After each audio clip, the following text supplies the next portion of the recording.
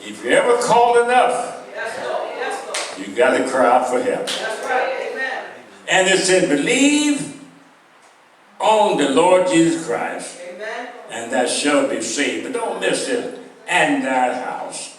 And I've told you all over and over again, if you have a family that's not doing right, probably never go to church, always in trouble, but your prayers amen. and your salvation, God will watch over them. That's right. You know that's the wonderful God we serve.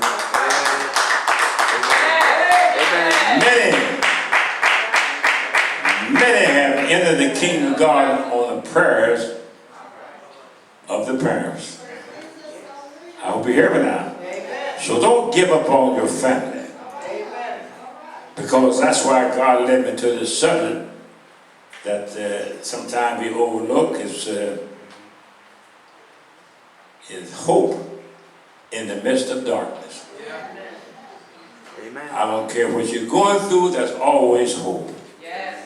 And I find a key is the one that gives us the victory over Satan. Faith. You got to have faith. I mean, not just talking faith, but action faith, believing faith. Because, in fact, now that we need more of Paul and Silas in the house of God today. Amen. Because this world we live in is in a very dark mood. Don't worry about what's happening down on the White House or in the Congress building. They also are walking in darkness. But we as a church that God has called out to be the light of the world and the salt of the earth. Now you'd be surprised if we just do what the Lord had called us to do. That'd be different in this whole world. Because Jesus says that He is the light of the world.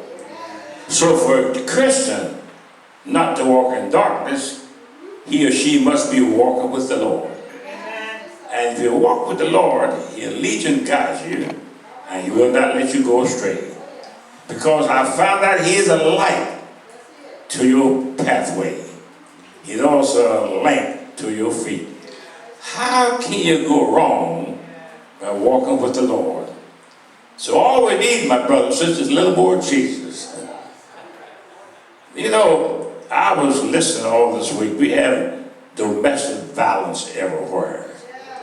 And just imagine now, I've heard where some 6-year-old girls sending the 6-year-old boys in school and molesting them. And some of them sometimes think that I heard this girl said she was harassed that way. She thought it was through love. But she found out later it was not. I'm not going to speak on domestic violence right now, but domestic violence has a lot to do with what's happening in our society today. You have young men that have been molested, you have young women been molested. So the only way they know how to get out of that is to do wrong. There's no excuse, but that will lead them to wrong. Can I say amen to that now? But Paul and Silas let us know there's always hope in the midst of darkness. You know, that makes me feel good because all of us have had darkness in our lives. And all we have to do is look back and see where the Lord has brought you from. That's why every now and then I be driving the automobile. I have to be very, because I just threw my hands up and started shouting. It's about the goodness of the Lord where He brought you from. Go and give God some praise. That's all right. Because we are living in perilous time. It's midnight. It's midnight, my brothers and sisters. And as I just got through saying, the train is coming. Yeah. Have you ever found yourself in a situation that looks completely hopeless? I'm talking about a situation that you thought you were never going to get out of it. I'm talking about a situation that had a very dark and gloomy atmosphere. It seemed like the longer that you stayed in that situation, the atmosphere, the harder that it became. There just was not even no inner light in the world to be found. In other words, today is very dark. I'm going to say it again, today is very dark. There's no Jesus. There's no light. There's no light in the homes today. I hate to say this. There's no light. What? It's dark. The homes are dark. The schools are dark. The cities are dark. And God knows the government is dark. So that all of this sudden, Paul and Silas, they thought in you. Let me back up here. Then all of a sudden they thought in your mind that the Lord that you are serving has the power to bring you out of that hopeless situation. In other words, you begin to meditate on that thought until you gain enough hope to believe that the Lord will deliver you for whatever you're going through. Finally, you reach the point where you were no longer worried about that hopeless situation that you were in, because the hope that you had in the ability of the Lord to deliver you had grown until there was no doubt in your mind that the Lord will come and bring you out of whatever you're in. Has anyone here ever been in that valley before? Well, you know, one thing about it, the word says He can bring you through the valleys of shadow of death. He's not going to bring you, you're not going to stay there. Because anything the Lord, anything you in the Lord is with you, He knows with you because it's in you, you got to come out of it. In other words, that Romans 8:20 always stays in our mind. So all things work together for good. That's the good thing, the bad thing don't work together for you. Good, why? Because you love the Lord. And the word said, God, you can hold God to His word. And maybe sometimes I frighten myself because I said, God, now, this is your word. And since I'm in this position, that's your problem, not mine. The only one can bring it is you, so you got to stick to your word. God don't mind you approaching Him that way. Because sometimes, you know, we come tipping through the tubes. God, if it's your will, He'll... Wait a minute, it's already His will. It's your will what's messing it up. Help me, Holy Ghost. In other words, in our text we find that the story of these two men, that they found themselves in a situation that they completely out of control. These two men are Paul and Silas. Paul and Silas were on the way to a prayer meeting. Hallelujah. Let me pause here. Prayer meeting. God spoke to me this week. Prayer meeting should be the largest meeting in the house of God today. But we have people who don't like to pray. I'm talking to myself. Prayer meeting, the only time we pray to God when we want something. Don't take time to think of what you already have. God, give me this. We use God as a genie in a bottle. Only time we talk when we need something. If I was God, you know what I'd do? I would slap you dead right on the spot. But I'm not God. But I'm quite sure God gets upset too. Because on their way to a prayer meeting, there was this little girl. And this girl she had a fortune teller demon in her. And the people they were misusing that girl, they were making money off of her. So Paul prayed for the girl and cast that fortune teller out of that demon, out of her. So the people who were misusing that girl to make money, they got upset. Yeah, they took Paul and Silas to the marketplace, and where the rulers were meeting, and they told the magistrate that Paul and Silas were teaching custom that was not lawful. All they were preaching and teaching was Jesus Christ, Him crucified. The multitude was in the marketplace, rose up against Paul and Silas after hearing that comment. The magistrate tore the clothes off of Paul and Silas and had them to be beaten until they couldn't be beaten no more. And they were beaten. Paul and Silas were cast into prison after being beaten. Now I can imagine, as I said before, Paul and Silas said, what have I done to deserve this? All I was doing was carrying the word of God. But I can see them as they looked around the cell wondering, why am I here? I can see them all not having problems with being put aside. I'm sure that God can do anything. Why did God let us be beaten and put in there? Well, I'm so glad they found themselves in a hopeless situation, but they did not turn their back on God. God sometimes let us go through things to bring us closer to Him. Because if everything was sugar daddy and honey all the time, don't you know you shouldn't forget about God? God has to sometimes knock us down and let us know that he is still God on the throne. And God knows, I have thanked God over and over again for putting Mr. Trump in the White House. Because we got people praying that they never prayed before. You might hear me now. So God knows what he was doing.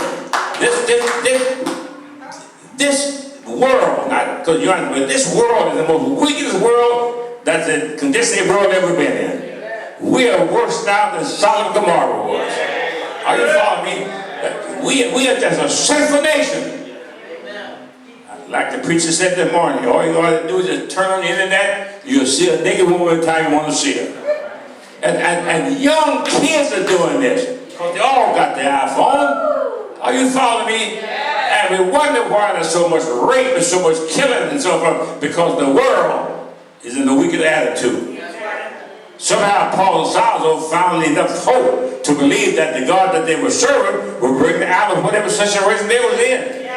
Paul and Silas were able to look beyond the dark, dreary, and gloomy atmosphere that they were held in, and they saw a glimpse of hope that gave them enough faith to believe that God will make a way for them to get out of that hopeless situation. God can make a way, we said, out of no way. All we have to do is put your trust in the Lord. I don't care what you're going through at home right now. Trust God. God is going to bring you out of it. Somebody say, if your money looking funny, he'll make a way out of no way. Hey, if you're sick, God can heal your body. Oh, I wish somebody hear me today. We are children of God. We belong to the kingdom of God. We have a king that owns everything. And everything that he has belongs to you and I. All we have to do is pull it out. Enjoy it on your way. But as the night wore on, the hope that Paul and Silas had, they had the faith in the Lord that would bring them out of it. Finally, he reached the point where they could not contain to keep themselves silent anymore. So at midnight, the darkest part of the night, the time that a person is at the lowest point in his life, the time when things cannot get any worse, then Paul and Silas started praying and sing praises to God. Just remember now you're in a jailhouse, because I've only been in a jailhouse one time. I've been there one time, yeah. And I know what it is to be locked up. That's right, I do too. And at midnight, it's quiet. I mean, all you hear is the jailmate snoring, and but all of a sudden, here's these two young men started singing, "Jesus loves me, this I know." But the Bible told me so. Sing at midnight. Amen. The only way that a person can pray and sing praising to God in the midst of a situation that looks completely hopeless is that he had found enough hope in the Lord to believe that the Lord will bring him out. Are you following me now? Therefore, Paul and Silas were able to pray and sing praise to God at the lowest and depressive hour known as midnight, because they had found their hope. It's midnight. It's time for all of us to pray and praise God. These three factors that helped Paul and Silas come to a conclusion that the God that they were crying or serving will bring them out of this hopeless situation. In other words, these three factors should also help you and I to gain enough hope necessary to believe that God will bring you out of whatever hopeless situation you're in. Number one, the first factor that God, Paul, and Silas had was what God had done for others in the past. Let me pause it. Look back over your life, see what the Lord has done for you. And if you sincere, check back and see where you came from. I don't care what you're in now, it should not affect your life. Because if he brought you through it one time, he'll do it again. Somebody here has been set out in the street. But somebody came by and brought it. I can remember I told you before, I'm going to tell you again. My mother had faith. Because I've seen her get up and put a pot of water on the stove. And we was hungry. I mean hungry. Hungry. You felt like eating your own shoes. And I said, "Mom, what's the water for?" She said, "Son, somebody before the day's going to bring something to put in that pot. Don't you know for the day going to knock, come on the door." I said, "Annie," that's my mother's name, "God told me to bring this by." And Lord, we ate like kings and queens. Because the faith, God will fill your hope. Are you following? Paul and Silas undoubtedly read that the book that contained the religious history of Jesus In other words, in those books, Paul and Silas discovered that there was plenty of holy situation. God delivered these people out of the law. They surely read about God delivering his children from the bond of slavery in Egypt. They had to really hear what they had sleep all these years. But Paul said, if they bought all those, let me tell you, when all those Israelites walked out of Egypt, not one of them had a limp. That's right. If anyone was sick, a lamb, he healed before they started walking about. That's right. You hear what I'm talking about? God brought them all out. So they must have read about that also. And also they certainly read about God delivering Daniel from the lion's den. That's right. I know he also read about the Hebrew boys, right? Everybody had read about God. Hallelujah. 13 long years Joseph was in prison and down. You remember Joseph, the type of Jesus? That's right. His own family sold him. He went to the king's house and he was doing good there, and the wife wanted to go to bed with him there. Amen. So he got put in jail. To make a long story short, though, finally God brought him from the pit to the palace. That's right. Why? Because he had hope in Jesus Christ. Amen. Paul and Silas also saw the power that God had to deliver the children that was not just limited to forefathers and the Jewish faith. They saw that God yet had the power to deliver his children in their generation. First on their mind was how God had immediately delivered the apostle from prison to a short time ago. They had also witnessed how God delivered Peter from prison. You remember that Peter, he was in prison, and this surprised me. They were praying for Peter to come out of jail.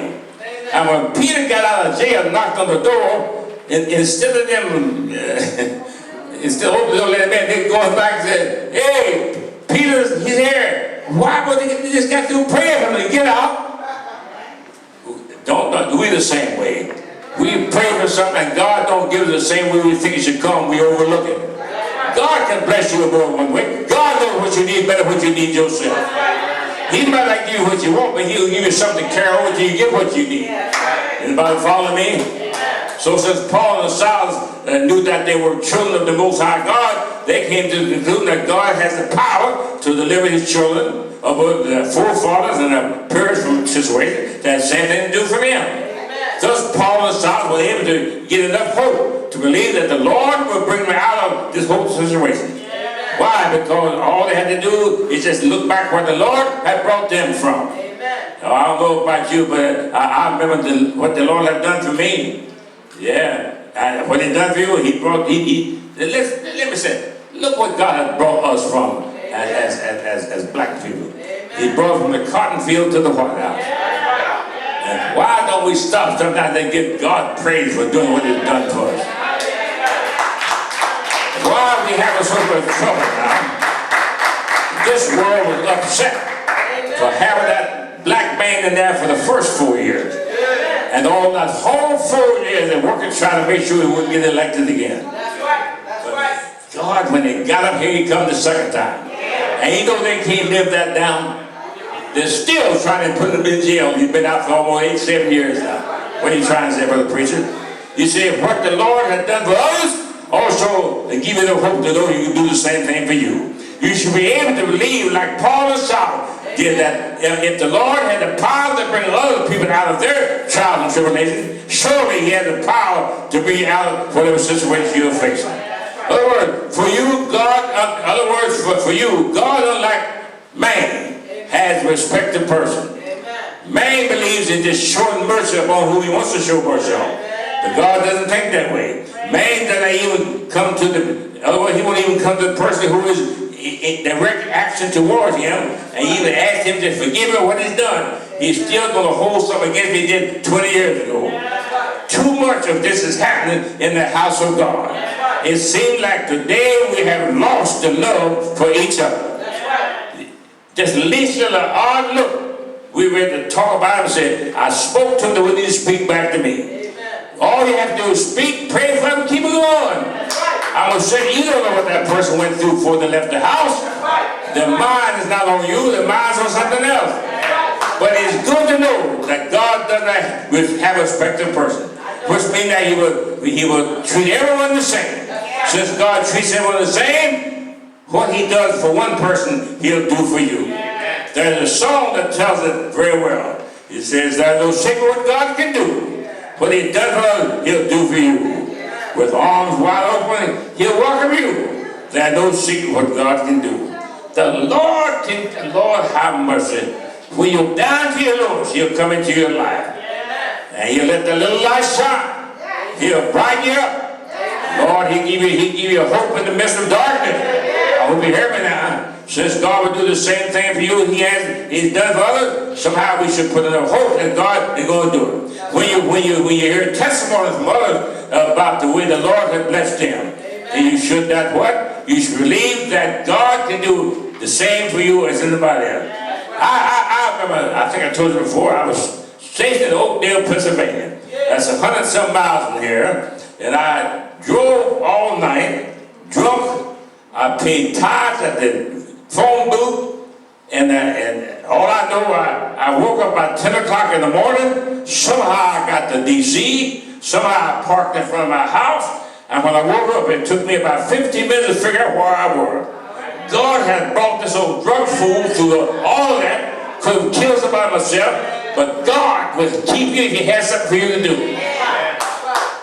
And every time I look back, I said, God, hey, I could have been killed or killed somebody else. I don't know how I got there. That's right. But the Lord was guiding me.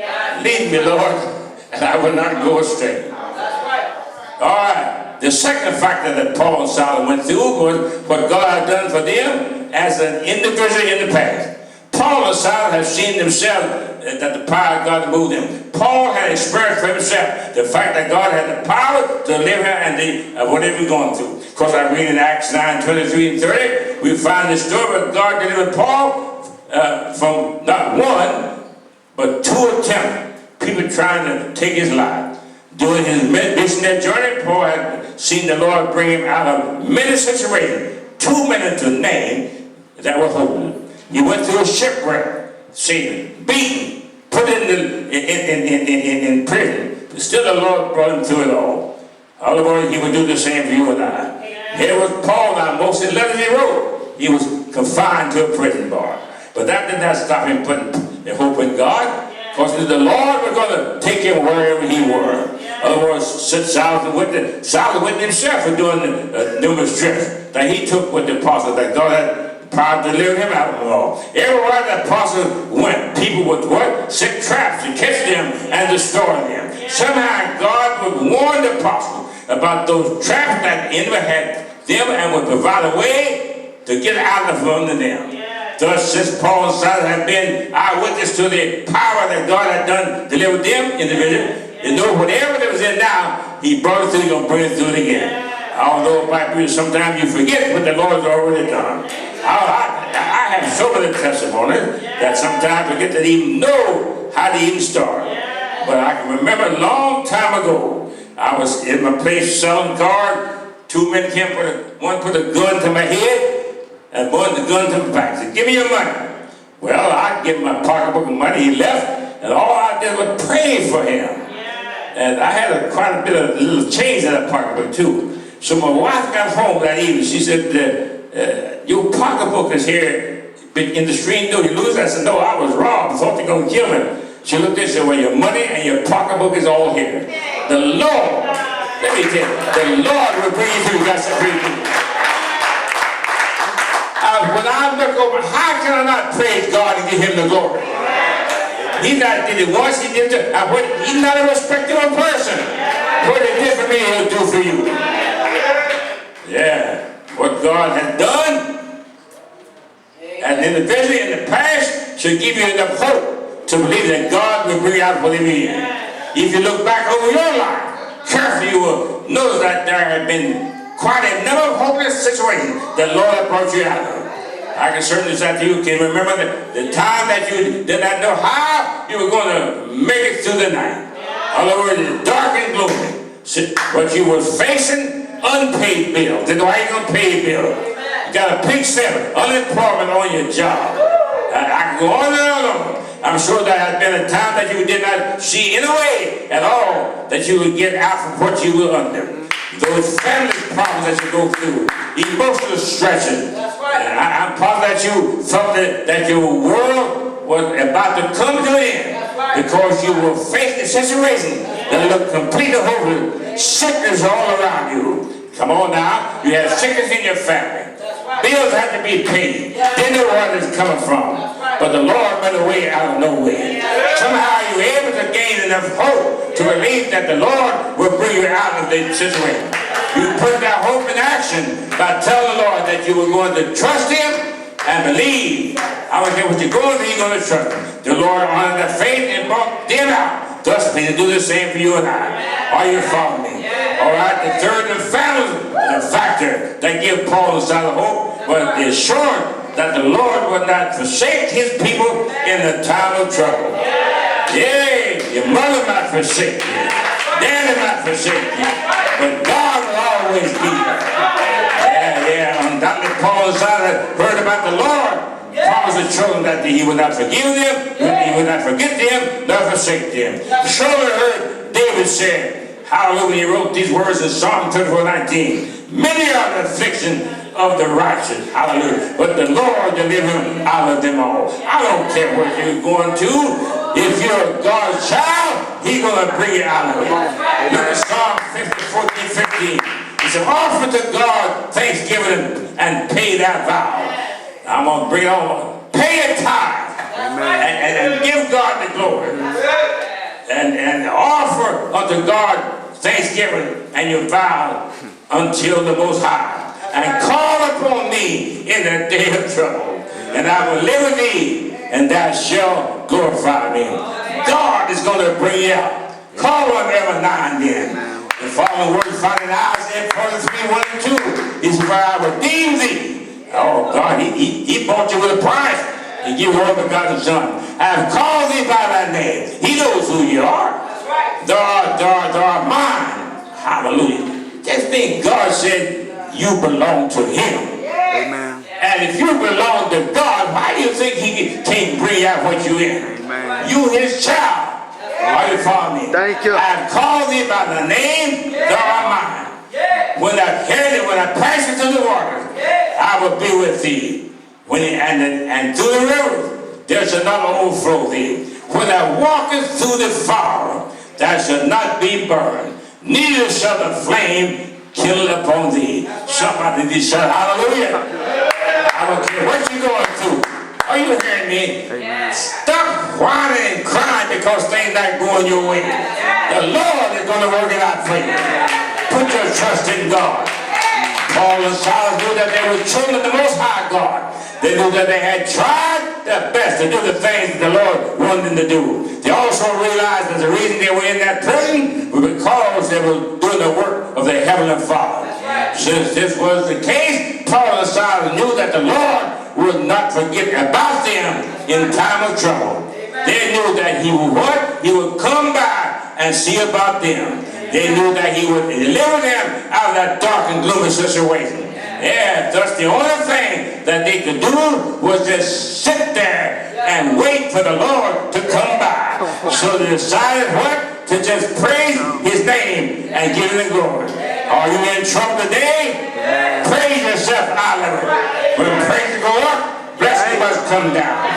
You need to realize that since you're a child of the Most High God, He will not forget about you during your time of trouble. As long as you do those things that fit into His sight. Somebody hear me right now? Yeah, He will not. He will be there when you go through your situation. As long as He kept your faith and trust in the Lord, He will stand by you to bring you out of the situation that you're in. David, hallelujah, let us know this in the true time of follow the word. In Psalm 33:18-19, he said, behold, the eyes of the Lord is upon them that fear Him. I'm not talking about frightened fear. I'm talking about fear Him that He will not lose your grace and mercy from Him.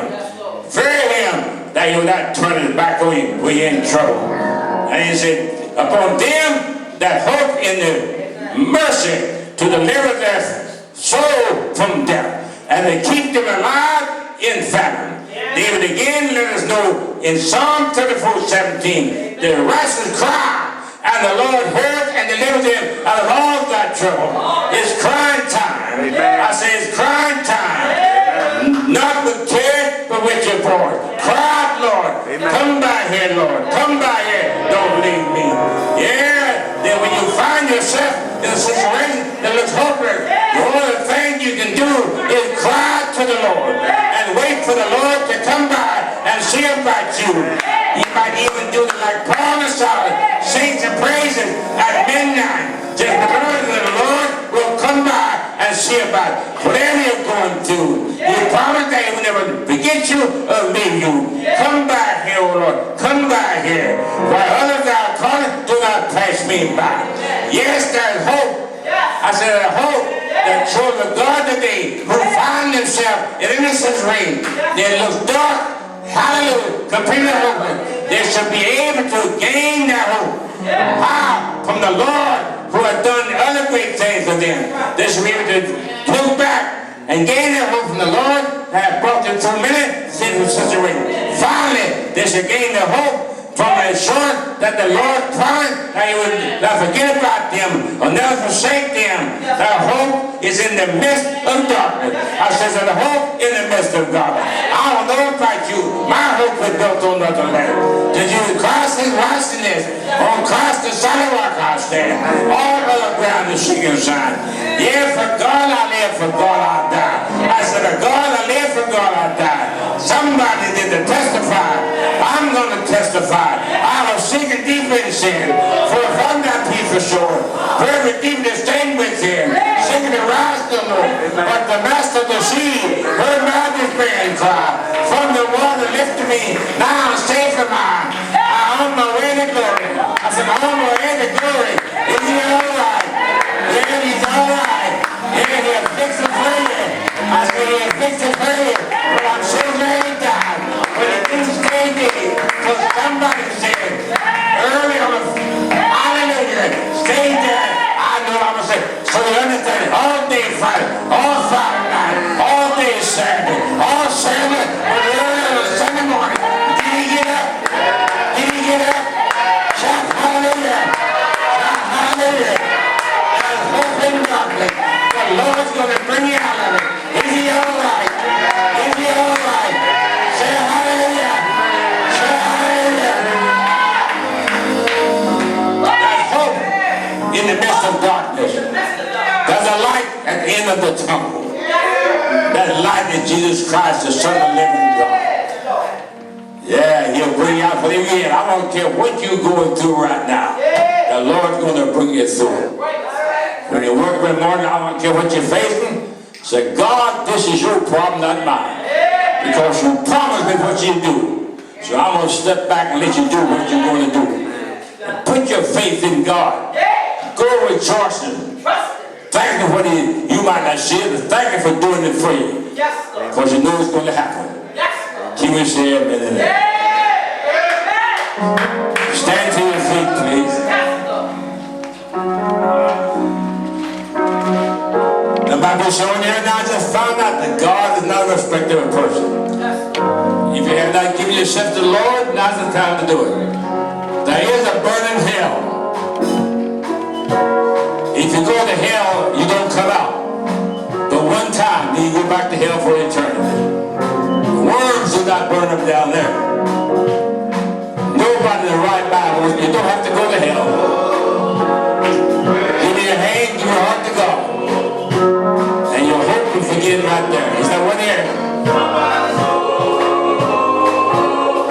Is that one? Just come give me your hand, give your heart to God.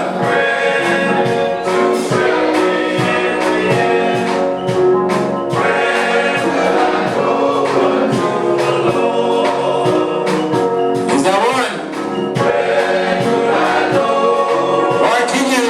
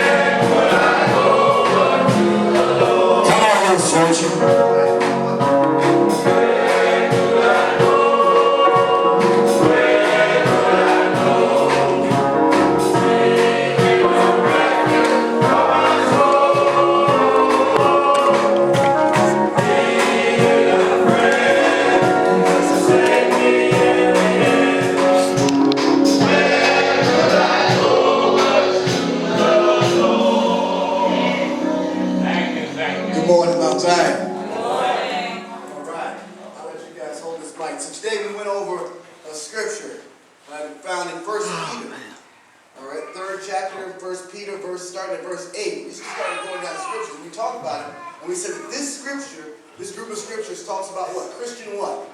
Conduct. Christian who? Conduct. Christian conduct. Right? Y'all go home, right? I don't need it right there. So Christian conduct. And when we talk about conduct, what do we mean by conduct? How we're supposed to what? How we're supposed to act as Christians, right? And what did it start off talking about? It's the first thing it said that we ought to all think what? Like Jesus. We all should think alike, and we should have the mind of Jesus, right? So we all have to think like Jesus. Now, with this Christian conduct, does it matter what color you are? No. Does it matter what age you are? No. Does it matter how tall you are? No. What about how short you are? No. It's just the way we're supposed to act, right? Yes. If we call ourselves Christians, right? So not only that, but we're also, after we all think alike, and we're thinking like Jesus, then we ought to show what to each other? No. We're supposed to be sympathetic to each other, show sympathy to each other, towards each other. We talk about what does it mean to be sympathetic? What do we say, sympathetic? Be kind. But when do you show sympathy to somebody? When they're what? Sad. When they're sad or when they're hurting. We talk about it. We said people come to church every Sunday, and they're dealing with stuff, right? And it's our job not to be mean, but to be nice to them, and to make sure we're showing everybody love, right? The next thing after that is we ought to do what to each other? Love one another.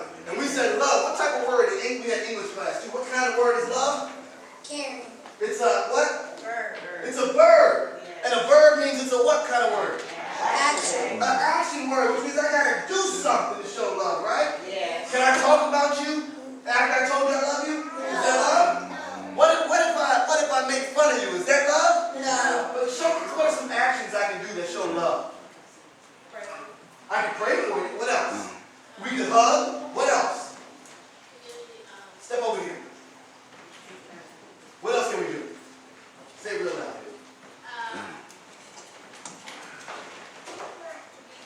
We can be kind to each other, right? So feeding each other. Yes. Things like that. That's love.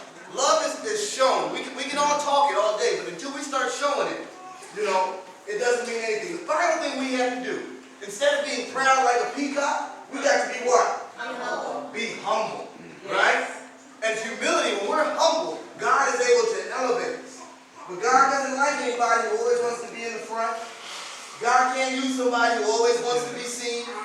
It's hard for God to use people when all we want to do is do things in order to be seen or to be recognized. But we instead ought to do things, right, just to show our love to people because that's what we really want to do. And that's Christian conduct, right?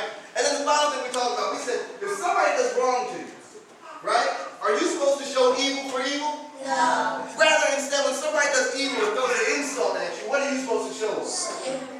You repay with a who? Blessing. Oh, you repay somebody who gave you an insult with a blessing. And who was the great teacher of that?